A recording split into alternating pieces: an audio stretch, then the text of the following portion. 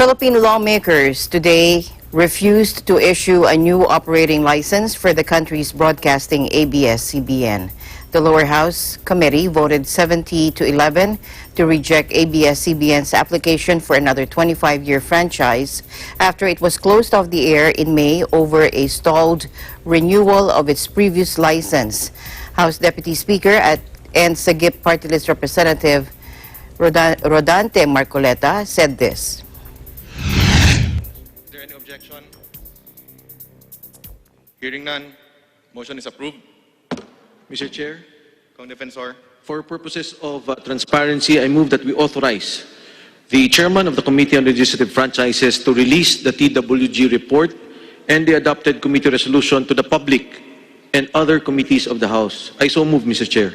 There is a motion. Any second? I second, Mr. Chair. Any objections? Hearing none, motion is approved.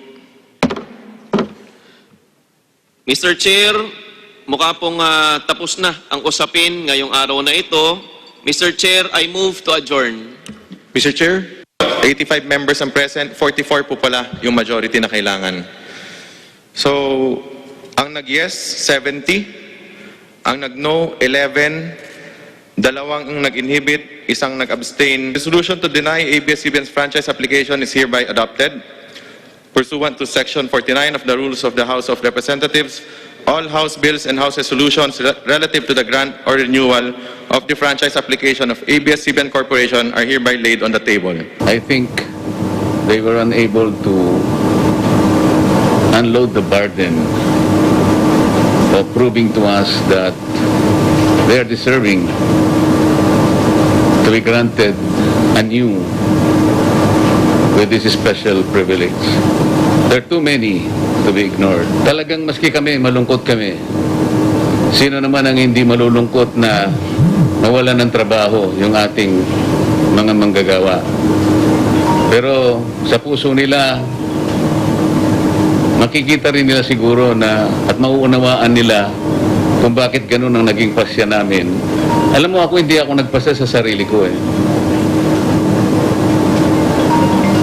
Yung mga napakaraming ebidensya will be the basis on how you act on a particular issue.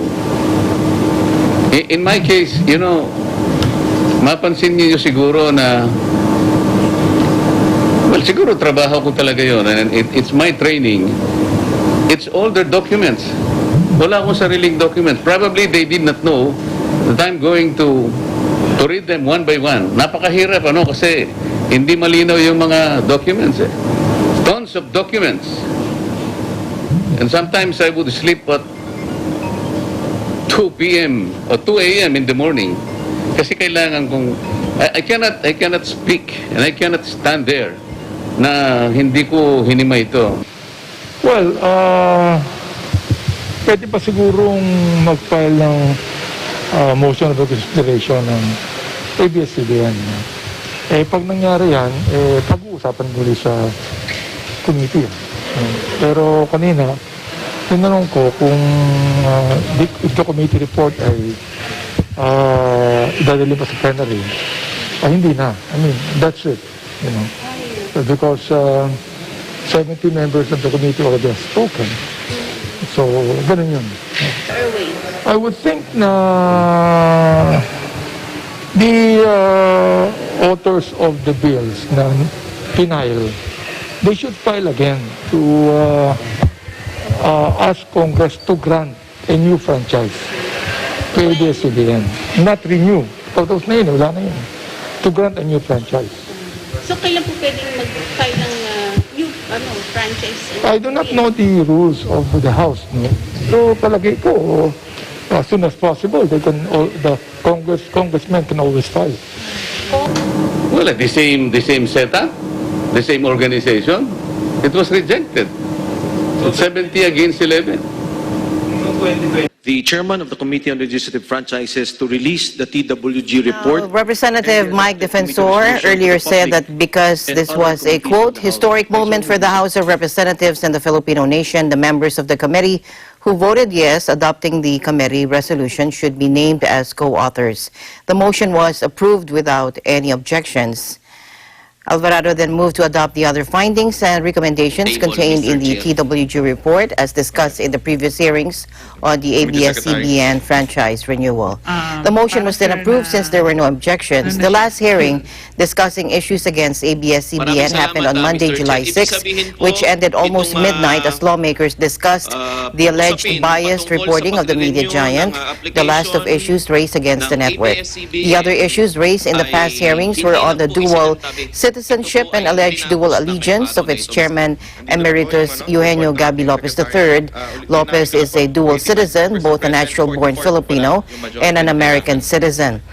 So, It cited a constitutional provision stating that dual allegiance of citizens is inimical to the national interest and shall be dealt with by law. It further referred to the constitutional requirement that mass media companies should be 100% owned and managed by Filipinos. The alleged foreign ownership of the media network through Philippine Depository Receipts, or PDRS, bought by foreigners. It said the mechanism of corporate layering employed by ABS-CBN and ABS-CBN Holdings effectively makes the PDR holders the indirect owners of the underlying shares of stock of ABS-CBN. It highlighted that the foreign holders of PDRS practically own 187 million underlying shares of ABS-CBN Corp., which is already 62% of the total. Its alleged tax avoidance schemes. ABS-CBN has also maintained that it did not violate the terms and conditions of its legislative franchise by availing of tax incentives offered by the government. However, the panel said a tax clearance does not absolve a taxpayer of tax liabilities and delinquencies, nor from acts of fraud or tax evasion. It also argued that the continuous practice of ABS-CBN in navigating through the loopholes of the system and tax laws appear to have reached the extent of depriving the government of taxes due, its use of multiple channels in violation of its original franchise. The report said the ABS-CBN used frequency channel 43 to generate multiple channels or programs to be included in its digital television service, TV Plus box, which continued even beyond the expiration of the demonstration permit in June 2015. It also said there's no authorization from the NTC on record allowing ABS-CBN to produce the TV Plus box containing multiple channels, much less to sell it for profit. And the violation of labor laws with its failure to regularize its workers, and that there are 67 pending cases against the company and the National Labor Relations Commission and various courts. It also noted that former employees who have previously filed cases against ABS-CBN testified that they were illegally dismissed because they formed unions.